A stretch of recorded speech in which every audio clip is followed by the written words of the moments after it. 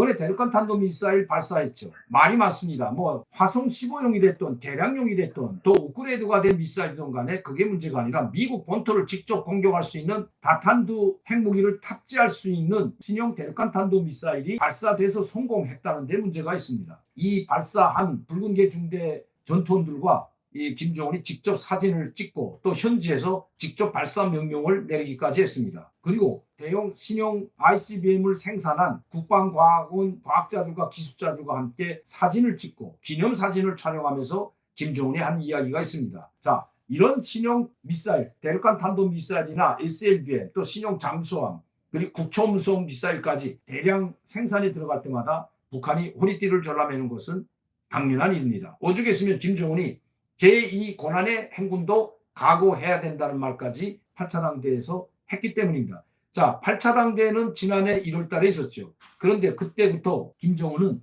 제2의 고난의 행군도 각오해야 된다는 말을 이야기하고 있었습니다. 그만큼 어려운 시기가 도래한다는 거죠. 왜? 그걸 이미 각오했다는 것입니다. 그걸 예상도 했고요. 왜냐하면 이렇게 신형 대륙간 탄도미사일 발사하게 되면 미국이 강력하게 반응할 뿐만 아니라 응징할 것이라는 것. 뭐 선별적 타격이나 군사적 공격으로 응징하는 것이 아니라 더 가혹한, 더 강력한 제재에 돌입할 것은 불보듯 명백하기 때문입니다. 그렇기 때문에 8차 당대에서도 제2의 고난의 행군을 각오해야 된다고 김정은이 직접 이야기했지만 그 이야기는 군사적 공격을 받는 것이 아니라 바로 더 강력한 제재였던 것입니다. 그런데 여기서 북한을 살려주는 일이 벌어지고 있습니다. 이렇게 혹독한 고생과 시련을 각오했던 김정은이었지만 그래도 그렇게 혹독한 시련과 이 고생은 아닌 것 같습니다. 왜냐하면 우크라이나 전쟁이 발발하면서 그 이전에 벌써 이 러시아는 우크라이나를 공격하려고 미리 다 침공 준비를 세워놨고 특히 푸틴은 그렇기 때문에 북중로 특히 중국과 북한과의 연대를 강화했던 것입니다. 북한이 극초음속 미사일을 발사한 것도 국년입니다. 북한 소식에 의하면 극초음속 미사일을 만들기 시작한 것은 작년에 2021년도 1월 달에 있었던 8차 당대 때 김정은이 8차 당대 국방력 강화, 전략무력 강화에서 극초음속 미사일을 이야기했고 군사정찰 위성도 그때 이야기했습니다. 핵무력 강화를 더 강화시켜 나가겠다는 이야기를 했습니다. 또 고도화, 전력화, 정밀 타격이 가능한 새로운 신형 미사일들을 계속 강화 발전시켜 나가겠다는 말도 했습니다. 그리고 나서 북한은 이 극초음속 미사일을 개발하기 시작했다는 것입니다. 그런데 그 100%의 기술이 바로 러시아에서 들어왔습니다. 이렇게 이 러시아는 아직 뭐 군사 동맹은 아니지만 소련 시절의 군사 동맹이었죠.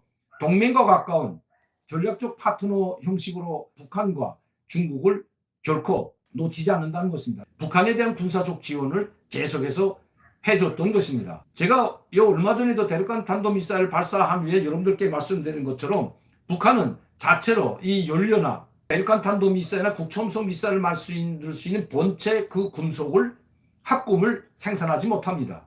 북한 기술 가지고는 어림도 없는 거죠. 뭐 탱크나 대포를 생산하는 강철은 생산하지만 이런 정밀한 대륙간 탄도미사일이나 극초음속 미사일, 순항 미사일에 들어가는 미사일 동체는 합금을 생산하지 못하는 것은 이미 알려진 사실입니다. 그러나 미사일 기술은 있는 것입니다. 네, 제가 94년도 평양망명을 꿈꾼다 이 책에도 이미 서술한 바 있습니다. 소련이 해체되면서 많은 군사 아카데미에 복무하던 이 군사 과학 기술자들이 대거 북한으로 들어가 있고 지금도 동구권 사회주 나라들의 두뇌, 군사 과학 분야에서 두뇌를 인정받았던 많은 사람들이 지금 북한에 수백 명이 있다는 것은 제가 여러 차례 말씀드렸기 때문입니다. 이런 상황에서 아무리 그 북한을 제재하려고 해도 러시아와 중국이 북한을 도와주고 있는데 어떻게 제재가 가능하겠습니까? 이번에 미국이 또다시 제재를 발표했지만 공연불에 그치고 말 것 같습니다. 자, 이렇게 김정은은 혹독한 고생과 자기 입으로 말한 겁니다. 김정은은 혹독한 고생과 시련을 우리는 각오했다.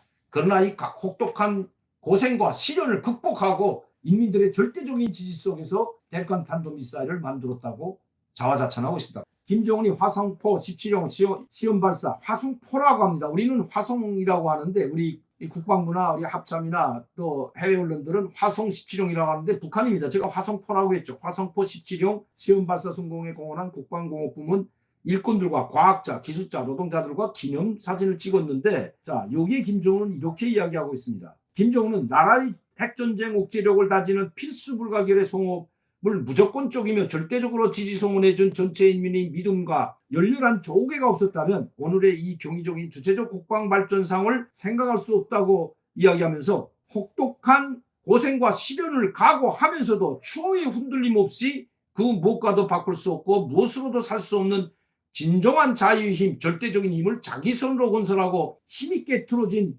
위대한 우리 인민에게 열렬한 축하와 모든 영광을 삼가 드린다고 이야기하였다. 그러니까 지금 이 혹독한 시련과 그 고생과 시련이라는 말은 이것뿐만 아닙니다. 고난이 제2의 고난의 행군. 이것도 지금 김정은은 강조하고 있고, 그렇기 때문에 김정은은 최근에 초급당 비서대, 자 여기 보시면 여기 3월 1일인데 그럼 초급당 비서대 폐막식입니다. 3월 1일 날 폐막식인 이게 2월 28일 날 초급당 비서대회를 열었고 3월 1일 날 폐막식 했는데 김정은이 참석했죠.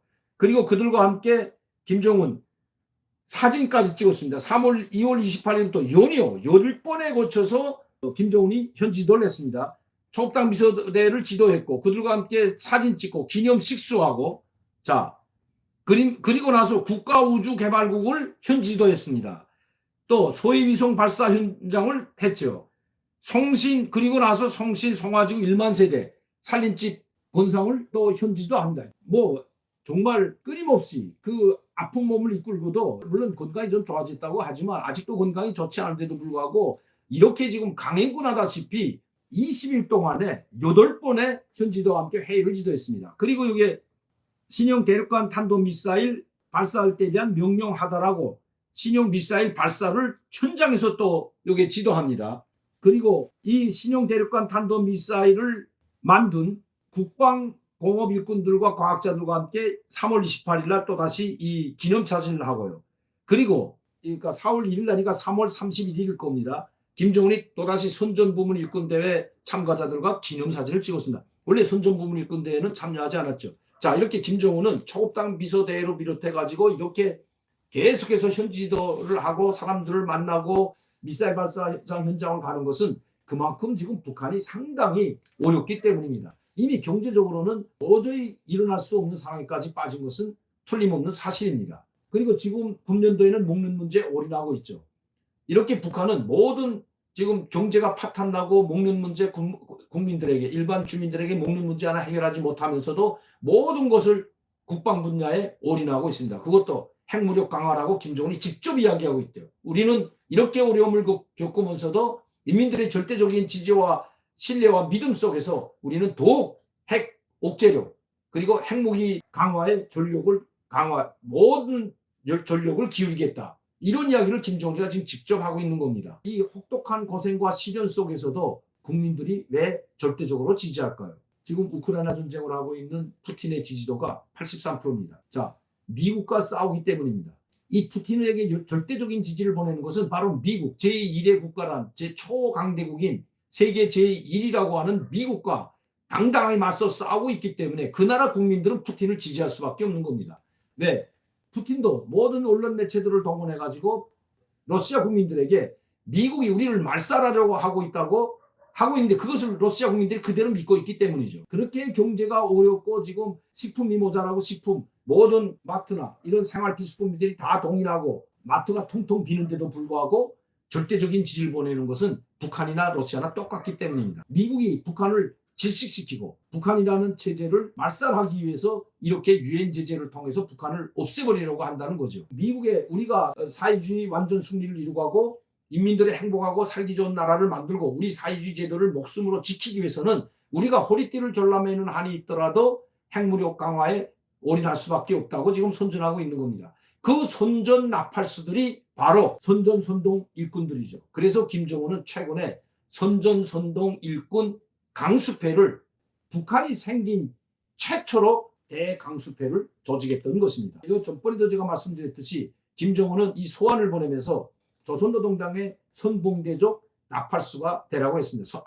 앞장서서 인민들을 이끌어 나가는 나팔수가 기수가 되라는 거죠. 초급당 미소 대회를 열었고 선전선동부문 일꾼 대강수패도 열었던 것입니다. 거기에 소환을 보내고 참석은 안 했지만 기념 촬영은 또 이렇게 해줬던 것입니다. 내부 결속을 다지고 인민들에게 계속해서 사상 정치 교양 사업을 강화하고 반사회주의, 비사회주의, 북한은 이제는 제국주의라고 합니다. 미국도 미제국주의 침략자라고 다시 규정했습니다. 그전엔 미국이라고 했지만 이런 제국주의 문화적 침투를 반드시 차단하고 인민들을 하나와 같이 정치사랑적으로 무장시켜서 당 중앙에 두리에 굳게 결속시키는 것이 바로 선전선동부 일꾼 그리고 당 초업당 비서들이 할 의무라고 김정은은 이야기하고 있습니다. 자기 주에 전체 조선인민을 모두 하나와 같이 움직이는 일심단결된 그 국민을 만들라는 것이 바로 김정은의 지시인 것입니다. 그만큼 지금 북한이 일심단결이 안 된다는 의미로도 되겠습니다. 그 소환 내용을 보게 되면 이 제국주의 사상적 문화 침투와 사회주의 반사회주의를 막지 못하면 우리 체제는 위험에 처하게 된다는 말을 김정은이가 직접 하고 있기 때문입니다. 혹독한 고생과 시련을 자인한 김정은. 앞으로도 이거보다 더 혹독한 시련이 올 수도 있다고 예고한 김정은. 그래서 미제국주의자들과 장기전을 대비하라고 지시한 것입니다. 고리띠를 졸라매는 한이 있더라도 우리 국민이 다 죽는 한이 있더라도 더 많은 핵무기를 생산하고 더 정교화되고 더 강력한 핵 억지 수단인 전략 미사일들을 계속 생산해내겠다는 것이 바로 김정은의 의지인 것입니다.